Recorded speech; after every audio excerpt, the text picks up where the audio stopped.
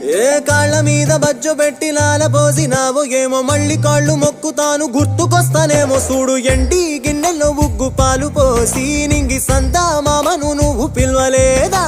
అవునో కాదంటే నువ్వు అడగవమ్మా మబ్బు సినుకై చెప్తాది నీకు ఎన్నెలమ్మా